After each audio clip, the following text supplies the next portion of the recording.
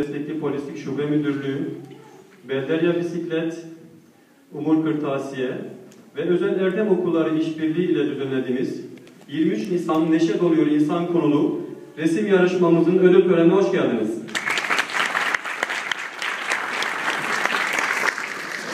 Cevap Bey, sizler de hoş geldiniz.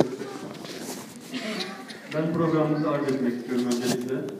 Saygı duruşu, İstiklal Marşı, günün anlam ve önemine özel konuşmalar, plaket töreni, öğrencilerimizin ödül töreni ve kapanış.